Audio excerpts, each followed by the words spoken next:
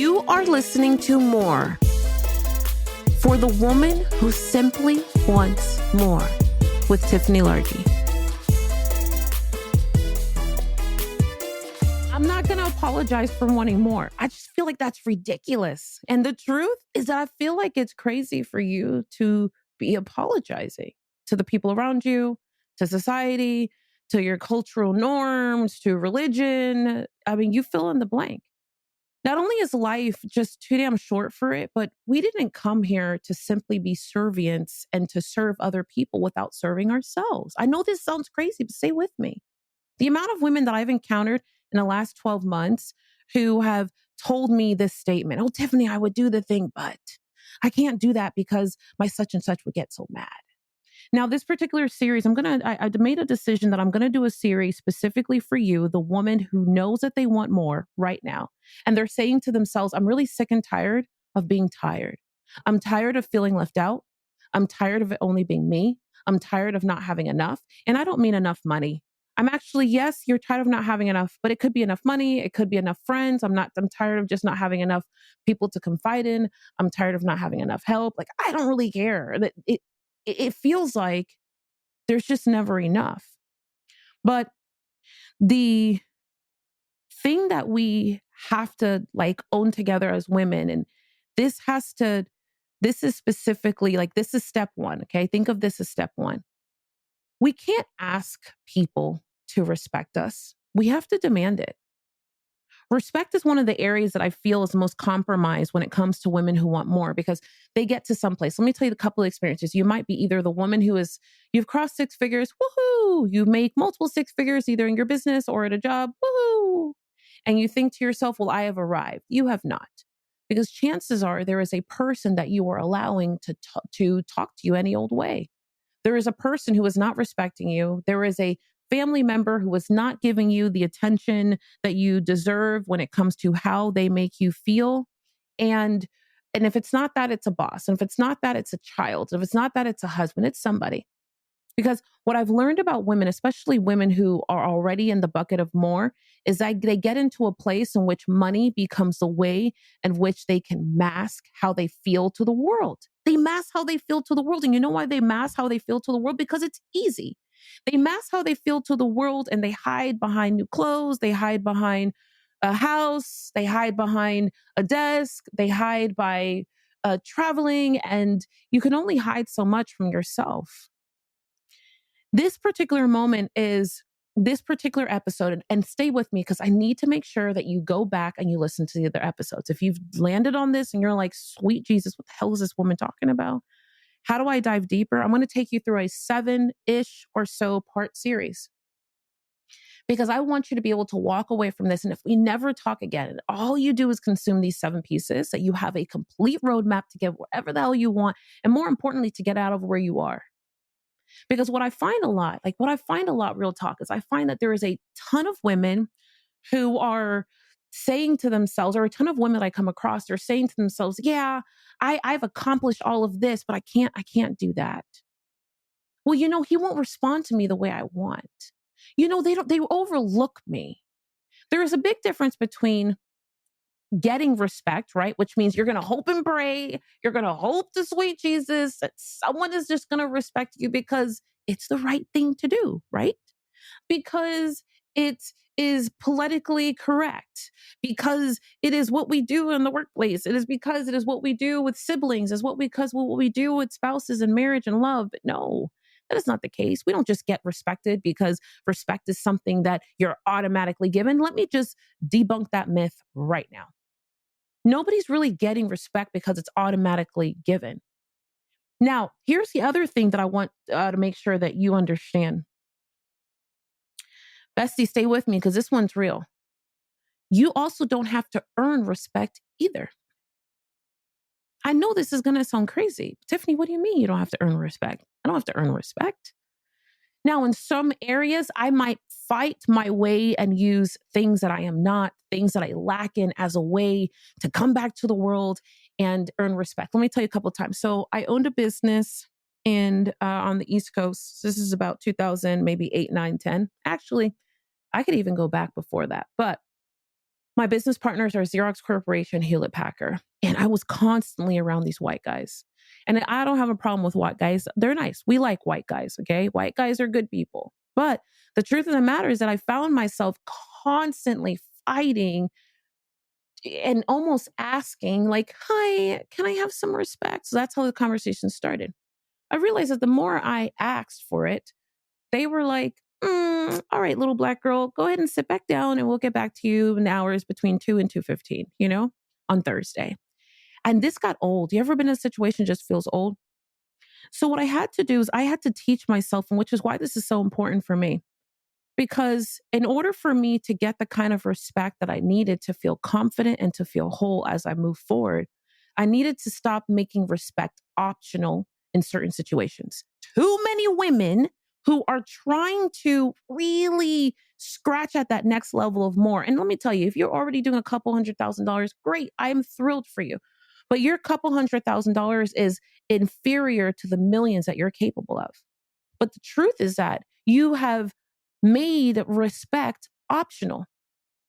You can respect me most of the time, but those few times I'm going to let it slide. What? Wait, what? What was that? You going to let what slide? You out of your damn mind. I'm not letting anything slide. There's this moment where such and such and such, and I feel like this area of respect is something that uh, means the world to me because you can't earn it and you can't just get it. You actually have to ask it in the form of a demand or a command. You have to teach people how to respect you. But we can't really teach people how to respect us until we learn and master how to respect ourselves. Because, like, if you don't respect yourself, like, hell is someone else going to respect you? Like, are you crazy? Like, are you serious right now? How is someone going to respect you if you can't even respect yourself? Ways you disrespect yourself. You disrespect yourself by being with a man who doesn't, or being with a partner who doesn't really partner or support you, but they're eating off of you, leeching off of you, sucking you dry. You don't command respect when you allow your parents, your mother, or your father to talk to you however the hell they want simply because they're your parents. I'm not going to support that. Now, does that mean that my parents can't talk to me? My parents can totally talk to me. But the second I become disrespected by them, it's a different conversation. You have the responsibility of being clear to the market and to the world. Well, this is how I feel.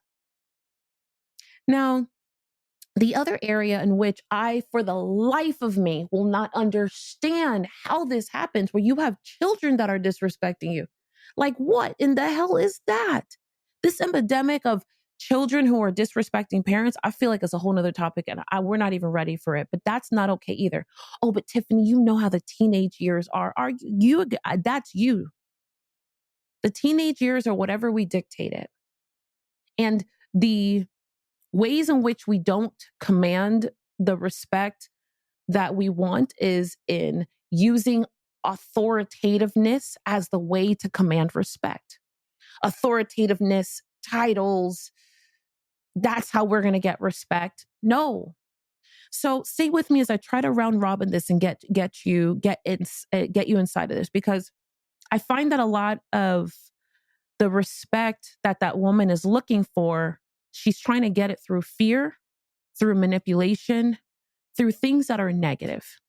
And the truth is that if I positively respect myself and then I ask in the form of a command, meaning I'm making it not optional for someone else to respect me, then the respect is inevitable. Now, for me, I am asking for respect from every person I engage with. But I can't do that without respecting myself. And let me tell you some of the ways I respect myself. Kindness. Oh my gosh, what is she talking about? Kindness, trust, consistency, being a woman of my word. Those are some of the few ways that I command respect, because I give those things to myself. If I say I'm going to do something, I'm going to do it. I may fail you perceptionally, and I don't do it that day, that moment, that hour, but be clear, I'm going to get it done the next day or by the end of that week. Respect is one of these things that it's like, if you can't respect yourself, like, especially as you're climbing the ladder, because all these guys back then, so back to the business that I own. So all these guys back then, they would just make me feel so inferior. And I found myself not respecting at the time, like what I knew. I found myself not respecting the fact that I had really accomplished something. I was top 3 or top 5 in the country for certain partners that Xerox had. I had earned 1 year, I was number 1 inside of a relationship and a partnership we had. And I remember the president of the channel being at like one of these events, and the president of the channel brought me in front of everybody. Now, the truth is that he brought me in front of everybody, awarded me, and he gave me a pen. It was a silver pen. He didn't give me a money or a plaque or like even like a cheeseburger. He gave me a pen with the word Xerox on it. And I remember looking at it, it didn't even have my name on it. Like I don't know what it had, but it was just a pen though. He brought me on stage though. I don't think you guys understand. He brought me on stage and handed me a little box of pen. Now, you hear me joking about this, but the truth is that at that moment, I could look in the crowd and I remember seeing all these white guys because there was no other black woman in this room. All these white guys had their hands folded. They were just like, I don't know who's she, and I could see them. So I made a decision to just stand there. A lot of women will take that opportunity. They'll see the haters that are coming in front of them, and what they do is they looking to get off that stage as fast as they possibly can.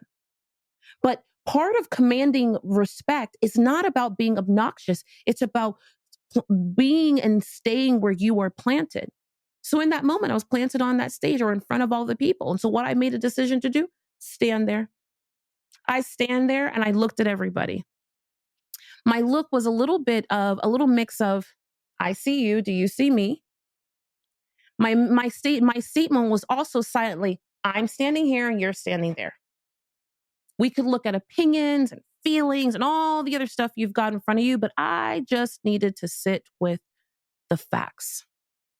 The reason why I love this conversation for women, because a lot of times the next $500,000 or $1 million for that person, or if it's not that, it's the peace in your home. It's the peace in your home. It's the peace with your spouse or the spouse you want to be or your significant other, the peace with your children. It's because you are not commanding the respect in front of you. I'm going to tell you a story really quickly about how, like in my journey. So I walked you through 2007, 6, and 7, right? That was my first moments of really having to bust my chops. Are you old enough to even know what that means? Bust my chops? That's like that's a big girl word. But I had to bust my chops. At least I didn't say bust my balls, right? Because that would be awkward between you and me, bestie. That would be really awkward. Now, the truth is that at that moment, when I found myself in all these rooms in North Carolina and no one respected me, I just made a decision that it was like, well, respecting me is not optional and it is what it is. And I am here. If you haven't said this to yourself in the last 24, 48 hours, I really want you to say this to yourself right now. Like, I am here, mother effers. Like, I'm here and there's nothing you can do about it. Now, there is a fine line between arrogance and ego and fact and kindness. I have to highlight this because, the other day, before I get into this story, the other day, someone said to me, Tiffany, who was it? My daughter. She was like, Mom, I heard there was a word named arrogant, and I think that you're arrogant. And I was like, okay. I didn't say no. I'm not going to shut her down. And I was like, do you tell me what you believed arrogance to be? And she was like, well, it's a place in which you're talking about yourself and you're saying that you're great. And I said, I think that could be a word, but here's the truth. I actually never say that I'm better than Jessica or Samantha. I just say I'm the best. Now, the truth is that Jessica and Samantha could say they're their best too. I don't know what Jessica and Samantha are doing, and I honestly don't care. I only know what I'm doing. So as far as I'm concerned, I'm the best. And I remember her looking at me and she was like, huh. And then she said to me, well, why do you have to say it like that? And I said to her, well, because baby cakes, if I don't believe I'm the best, then who's going to believe that I'm the one to be picked? Then she said to me, oh, so in business. And I was like, yeah, kind of all around. And what was fascinating is like 30 minutes later, she heard someone else that we both know walk into a conversation. And he was like, oh, well, I'm better than John. And I was like, you see, now that's arrogance because you don't have to elevate yourself above somebody else in order to be awesome. That's a different game, and that's ugly. It's ugly, it's gross, it's disgusting. I frown upon it. I think it's bad. I hate it. I don't get it. I'm so out of that game. But the moment that you make a decision where you look at the other people around you and you're like, hey, I see that face you're making, but guess what? I'm awesome. Now, here's the toughest part about commanding respect. You're going to command respect sometimes, and some people don't want to give it to you. It's like you're going to do everything in your power to command this respect, and they won't give it to you. And you're thinking to yourself, fuck when they give me this respect. And then you're thinking to yourself, well, I did this shit wrong. And it's like, no, you didn't do this shit wrong.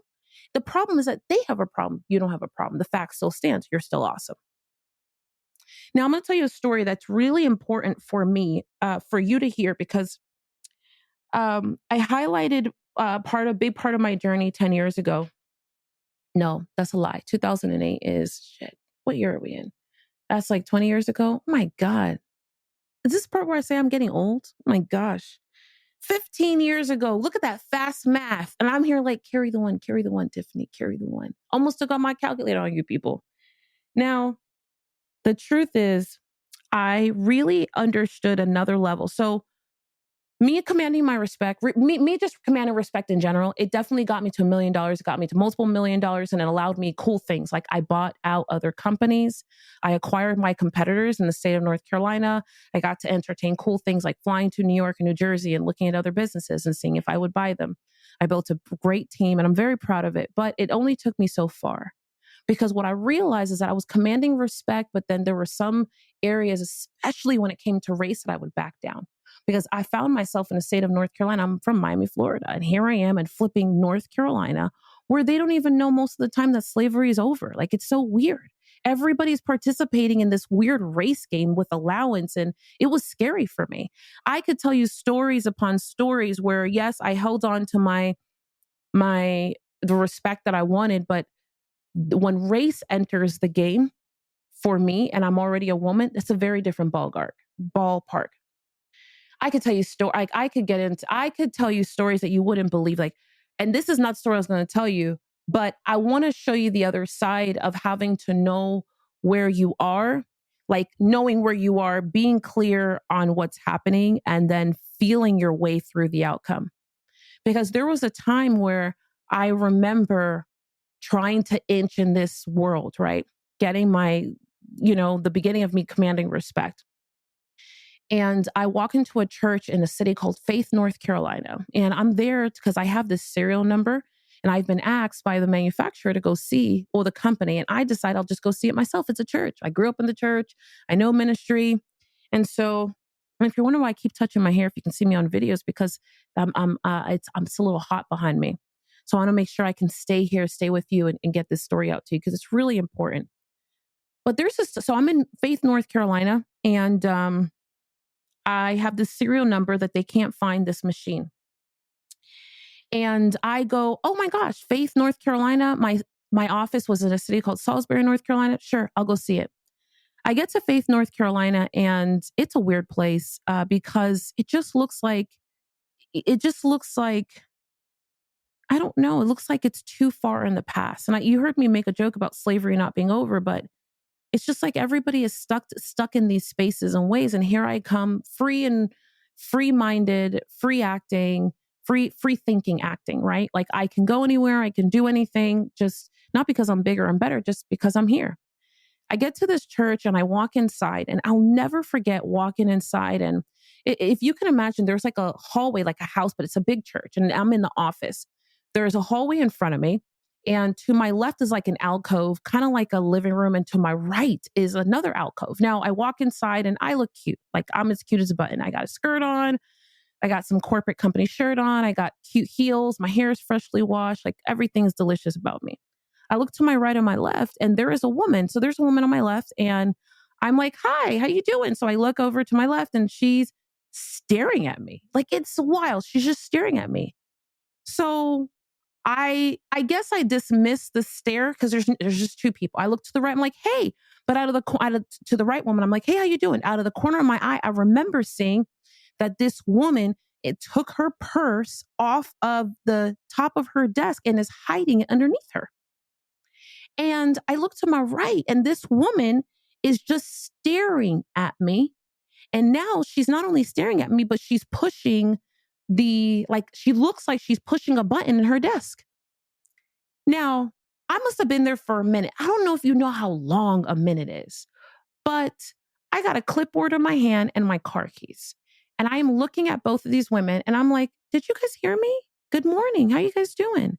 Now, I've never experienced anything like this. And at this moment, I'm attempting to command respect. But I think I'm really attempting to gather acknowledgement. Like that's something else. Like sometimes respect is just acknowledging that you're there, acknowledging you.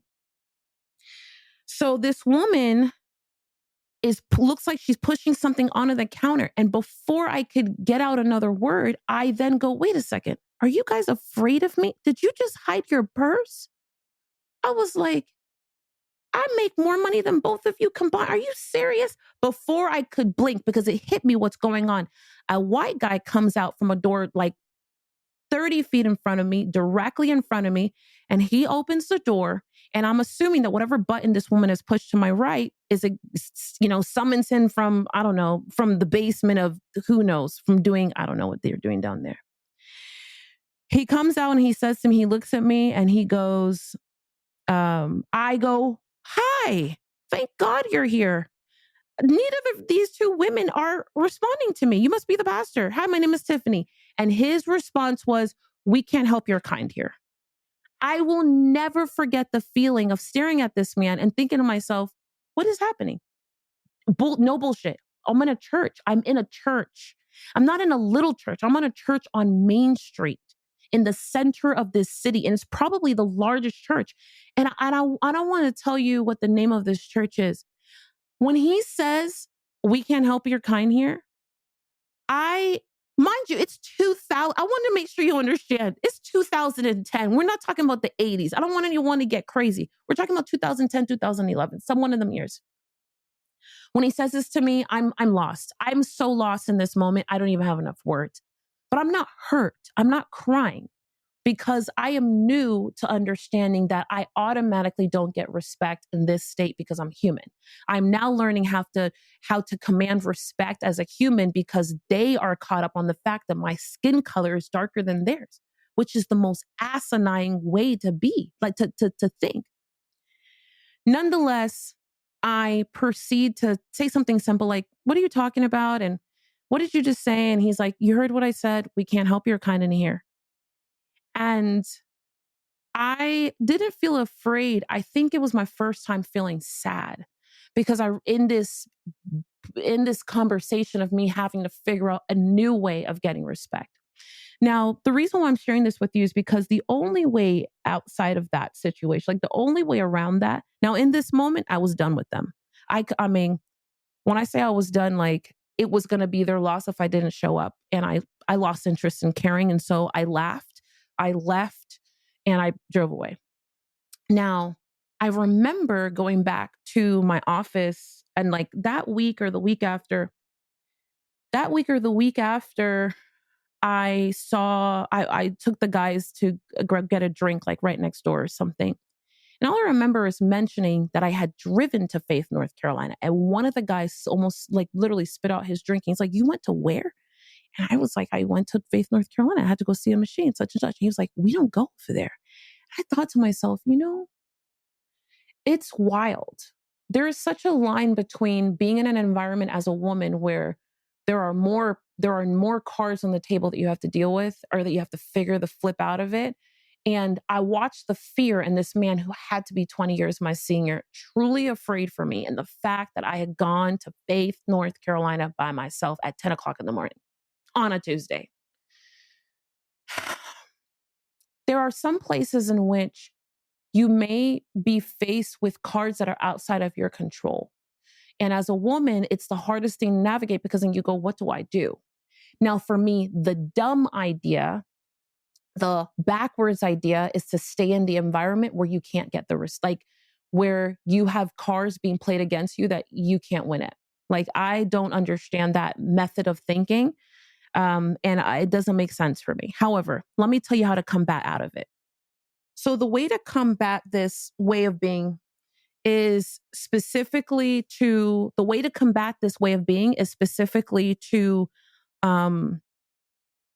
use your facts and data. Over the next couple of years, I really learned to hone in on the fact that I had built a $1 million business, that I built a multiple 7-figure business. I had to own the fact that we had a beautiful office in the center of a major city. I needed to learn how to own the fact that I had bought other companies, both from white men. I had bought companies from white men. They didn't look like me. I didn't know them. They probably didn't even like me. But I was able to figure out how to do a business transaction like that. And then I had to own the fact that I sold my company. I had to own the fact that I learned how to sue people. Like I had to learn facts and own facts about myself. And the reason why this is so important before I get out of here is because, bestie, let me make this clear. If you don't remind yourself or tell yourself about the accomplishments instead of listening to everybody else's thoughts and feelings about what you haven't accomplished, you're totally going to crash and fail. You're going to crash and burn, not fail, crash and burn, because you're going to feel like I am not enough. The world's already told us that we're not enough.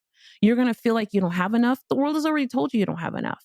You're going to feel like you're below, less than. The world's already made you feel like that. So you might as well feed yourself the things that actually matter, what you have done, what you have accomplished, how amazing you are. It was me, my confidence, and me writing down on a sheet of paper almost every flipping week the things that I had accomplished, what I had done, because I had to keep the thickest skin ever while living in that state. Not a chip on my shoulder. That's a different conversation I'm going to get into with you. But I had to actually keep myself together because nowhere that I turned was there anyone to back me up. Sometimes as we are on our journey to more, we don't need a backup. We actually just need our damn selves. And if we can be the cheerleader that we need, if we can stand in the gap until we can find the right community, until we can find the right people, and until we can find the right vibe, I promise you that like everything will get better. All right, bestie. I hope that this moment of more has been something that you can bite into, that was delicious, and more importantly, that feeds you and your soul and your spirit as you and I build more next week. I can't wait to see you next week. Stay right in tune with this series and make sure you go grab all 7 of these things. Girl, wasn't that amazing? Listen, I wish that I'd have conversations like the one that you and I just had. I mean, on my way to my first 10K, 100K, million with another woman, a woman who just gave me the game, the inside thoughts, all the stuff that we're not talking about on the surface. I wish I had heard from a woman who gave me the more and told me it was okay to be who I am and the way I was, and I didn't have to be apologetic about it all the time. That's why I'm so excited that we get to be here together. Here's what I selfishly want you to do, because I want to see you in just a couple of days from now. On Wednesday, there is something called Tequila with Tiffany. You can head to tequilawithtiffany.com right now and register. You and I get to have a drink. We're going to happy hour virtually. And I'm going to give you the current game, what's happening right now at this exact moment, so that we can acquire more in micro steps in between this. And if you're like, Tiffany, I don't know what I need, then do this. Send us a note, send me an email, send a pigeon, tie it and send it over here to Phoenix. But whatever it is, make sure that you're taking a step. And I want you to know that I'm here with you so that we can take it together. I can't wait to see you on the next episode as we race towards more.